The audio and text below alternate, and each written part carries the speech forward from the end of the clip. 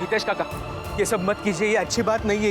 ये दीजिए। जनार्दन काका, काका आप भी मत कीजिए ये सब, ये अच्छी बात नहीं है। प्रचंड देव ने जानबूझ के किया है। जोखू काका, काकी का सुनिए ना, ये सब मत कीजिए। हितेश काका, आप पागल हो गए क्या? छोड़ दे इसे। आपको समझ में नहीं आ रहा है आप क्या पी रहे हैं? तू हट जा से, मेरी मर्जी। अरे तू कौन होता है मुझे रोकने वाला? मैं कोई नहीं होता हूँ आपको रोकने वाला। आपकी मर्जी का सम्मान ही करता हूँ मैं, लेकिन वो प्रचंड देव जानबूझ के कर रहे हैं ये सब। मुफ्त में पिला पिला कर आपसे आपका सब कुछ छीन लेंगे वो। अरे कहाँ छीन लेंगे है? एक तो हमें ये कहा जो दारू पिया था, सब पिया था, पिया था कर। छोड़ दे। जो भी जाएगा हमारा जाएगा, तुम्हें क्या? तुम जाओ यहाँ से। देखिए, मुझे पता नहीं आपने इस चीज से होती हुई बर्बादी को देखा भी है या नहीं, लेकिन मैंने देखा है बचपन में बहुत करीब से।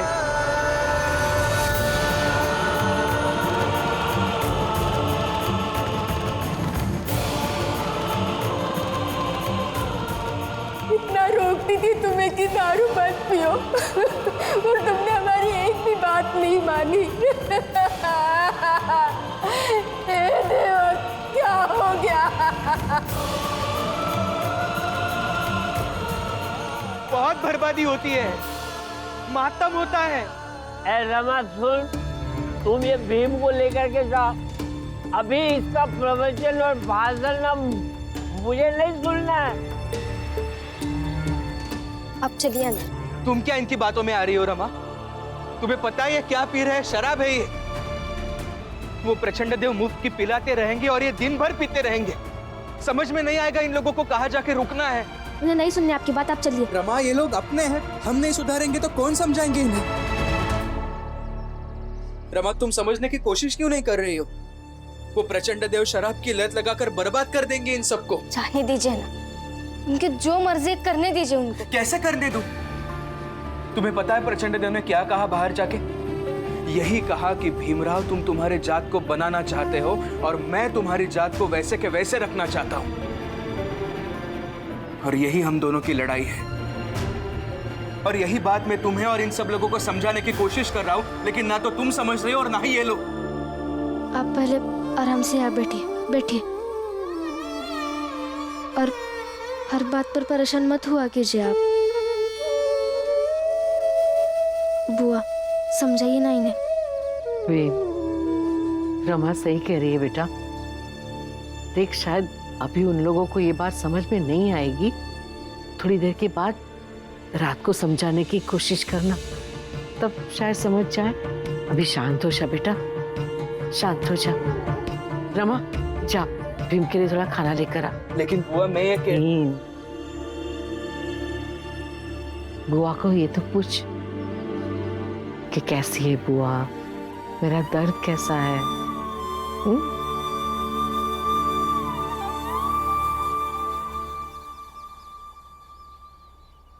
कैसी है आप बुआ?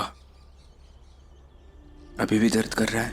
जिसे तुझ जैसा भतीजा हो उसे दर्द कैसे हो सकता है? बहुत नसीब वाली हूं मैं कि मुझे तुझ जैसा भतीजा मिला है।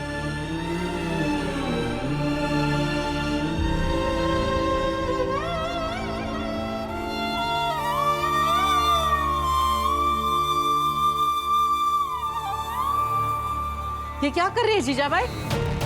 रमा, रमा, रमा जल्दी आ।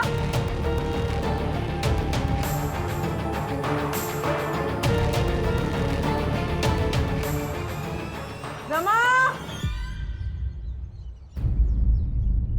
क्या कर रही है आप? हमारे हिस्से में हैं। चुप।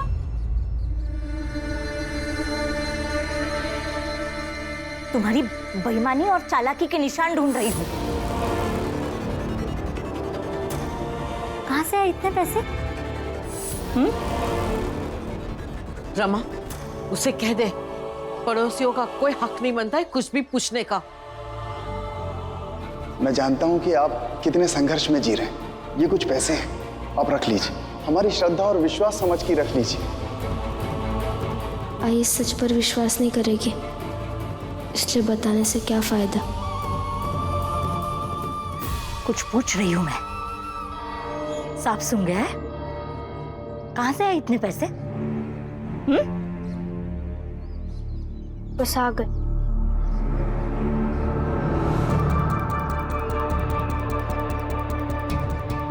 बस आ गए का क्या मतलब? भाई हाथ छोड़िए, मुझे उनके लिए खाना लगाना है। उन्होंने खाना नहीं खाया है सुबह से। खून बेच कर आई हो ना? क्या?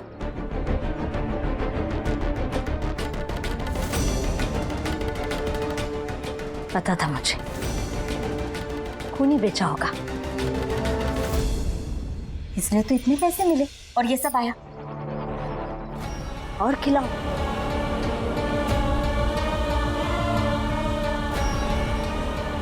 आप दोनों को मेरे सर पर हाथ रख कर कसम खानी पड़ेगी कि आप दोनों ये खून बेचने का दोबारा गलती से भी नहीं सोचोगे। नहीं सोचूंगा।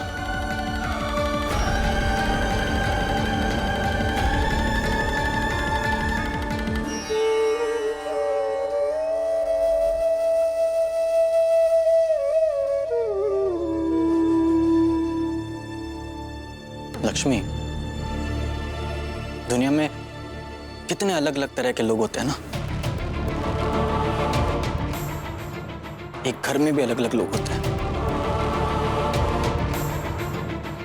एक है जो अपना खून बेचकर बुआ को रख रही है, और एक जिसने खुद बुआ को घर से निकाला और अब दूर खड़ी होकर अपना ही खून चला रही है। मैं क्यों अपना खून चलाऊंगी? और हाँ, निकाला हमने उन्हें। मैं नहीं हूँ आपके भाई और उसकी पत्नी जितनी महान, नहीं बन सकती हूँ मैं।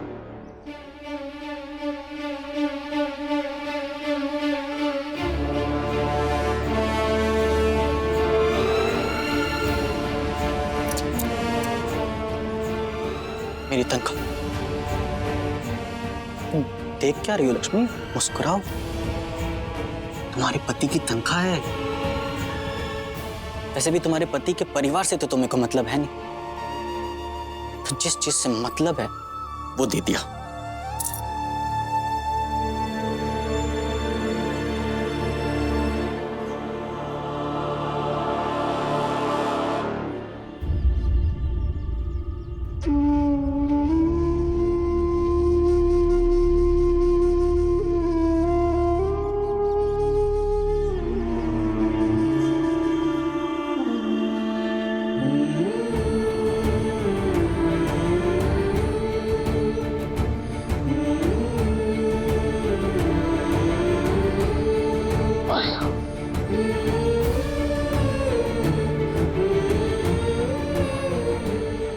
बेटा, आज हमारे बीच में जो बहस हुई थी उसे लेकर तुम क्या सोच रहे हो और मैं क्या सोच रहा हूं, बता सकता है? मेरी बात को समझो भी, वो काम मुझे नहीं करना। मैं आपकी बातों को समझ ही रहा हूं पापा, आप मेरी बात को नहीं समझ रहे हैं। तुम्हारा ये संघर्ष देखकर मुझे भी तकलीफ होती है। उसी तरह तुम भी खुद को संभाल और मुझे अपना संघर्ष करने दो। मुझे ऐसा लगता है बाबा कि हम दोनों एक जैसा ही सोचते हैं। कुछ देर के लिए मैं आपसे असहमत हो गया था। असहमत क्या हुआ, परिस्थिति हावी हो गई और आपकी इच्छा के खिलाफ जाकर मैं नगर पालिका में नौकरी करने लगा।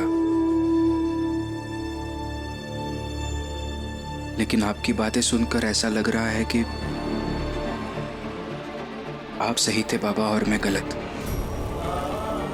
देखो बेटा, मेरी एक बात जीवन भर याद रखना, सुविधा देने वाले फैसलों पर अक्सर दोबारा विचार करना चाहिए,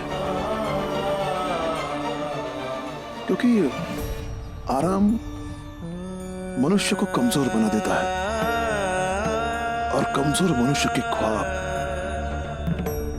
कभी बड़े नहीं हो सकते।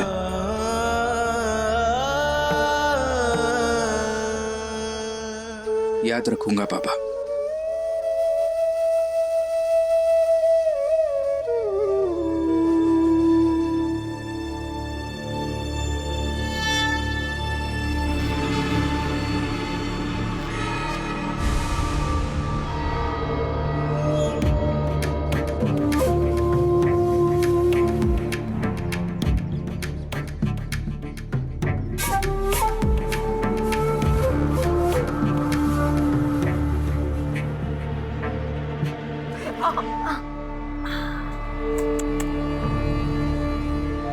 मैं तो भूल ही गई थी दीदी कि आपके पैर में लगा है।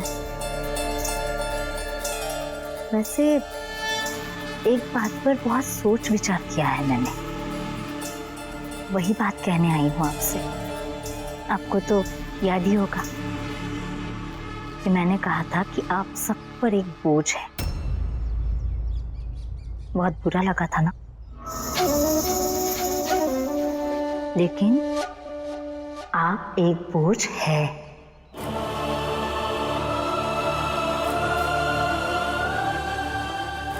आज फिर से रमा को अपना खून बेचना पड़ा ताकि वो सब ला पाए जो डॉक्टर ने कहा है उससे। लेकिन मैंने तो सुना था कि रमा ने कसम वसम खाई थी कि दोबारा कभी खून नहीं बेचेगी। लेकिन बेचारी, उसे खून बेचना पड़ा आपके लिए, आपकी जरूरतों को पूरा करने के लिए।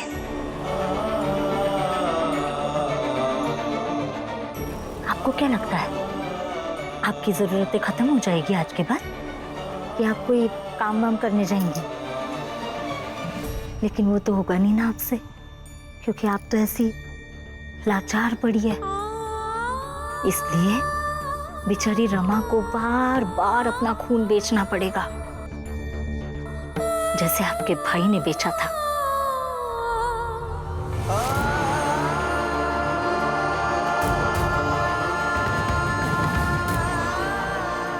सर्कस में काम करने चले गए थे, घोड़े खाए थे, और पता नहीं क्या क्या किया अपने परिवार के लिए, अपनी अपाहिज बहन के लिए। इसी तरह रमा और भीम को भी आपके लिए यही सब करना होगा। लेकिन आप सो जाइए, और कोई तो काम है नहीं आपको। हाँ, सोते सोते ये जरूर सोचिएगा कि क्या कर सकती है आप दूसरों पर बोझ बनने के अलावा।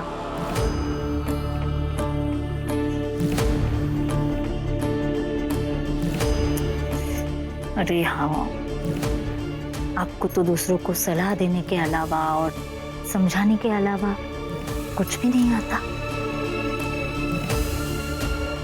तो एक काम कीजिए, कोशिश कीजिए रमा और भीम को समझाने की। लेकिन आपकी ये लाचारी देखकर एक नहीं सुनेंगे वो आपकी, एक भी नहीं, क्योंकि आप तो उनकी बुआ है।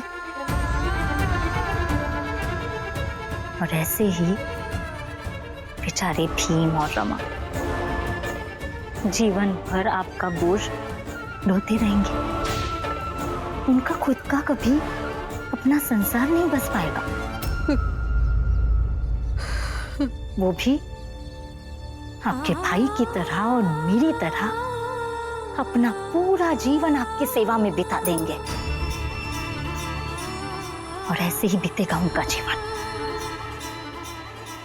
क्योंकि आपको आदत हो गई है दूसरों पर बोझ बनने की। पहले अपने भाई पर, फिर मुझ पर, और फिर अपने ही भाई के बेटे और बहू पर।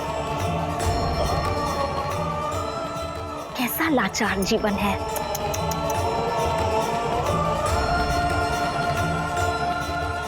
सो जाइए, नींद आ रही होगी आपको।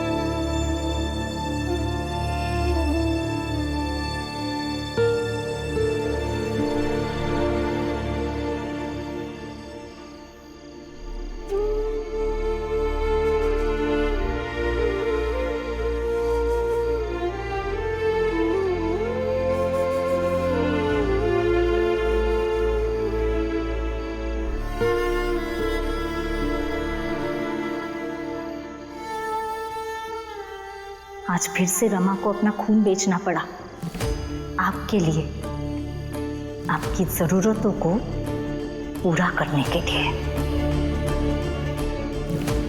और ऐसे ही बेचारे भीम और रमा जीवन भर आपका बोझ ढोते रहेंगे। उनका खुद का कभी अपना संसार नहीं बस पाएगा, क्योंकि आपको आदत हो गई है दूसरों पर बोझ बनने की।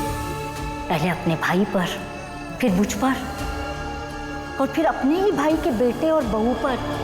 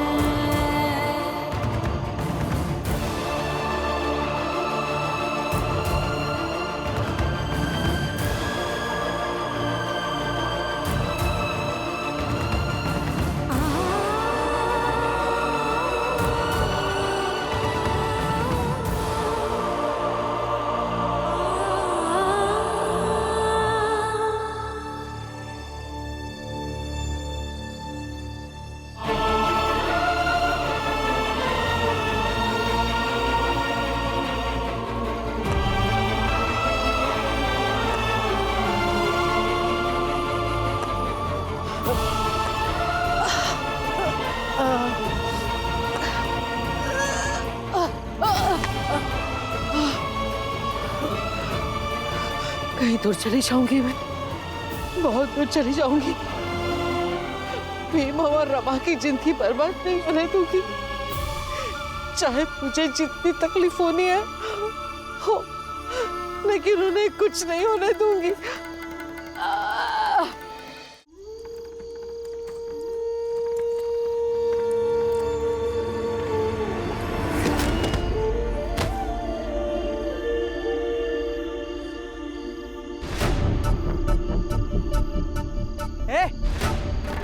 बुढ़िया पागल हो गई है क्या? अगर तुझे मरना है तो कहीं और जाके मरना। नहीं, मुझे नहीं मरना है, मुझे यहाँ से दूर जाना है। मुझे कहीं दूर लेकर जाओ यहाँ से। लेकिन तुमको जाना कहाँ है काकी? मुझे वहीं पर लेकर जाओ। आप जहाँ जा रहे हो मुझे छोड़ दो वहाँ पर। मेरे घर वाले जाग जाए उससे पहले मुझे कहीं दूर लेकर जाओ। ठीक है काकी, चलो मैं आपको लेके चलता हूँ जहाँ आपको जाना है। आओ मेरे साथ।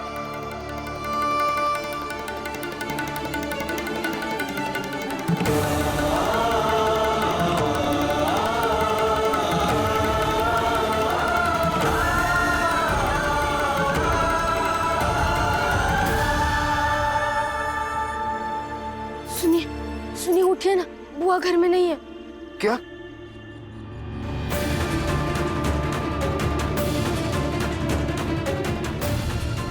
बुआ कहाँ चली गई? बुआ पता नहीं सुबह सुबह कहाँ चली गई। देखिए, मैंने आप सबसे पहले ही कहा था कि इसके बाद दीदी का जो भी होगा उस बारे में आप मुझसे या लक्ष्मी से आकर कुछ नहीं पूछेंगे। मुझे तो पता ही नहीं दीदी को क्या हुआ, कहाँ चली गई। हमारे साथ भी नहीं रहती थी ना आपको। इन दोनों से पूछिए, शायद इन्हें पता होगा कि इनकी बुआ कहाँ गई। वाह भीमराव वाह, अपनी बुआ को तो संभाल नहीं पाए और समाज सुधारने की बात करते हो।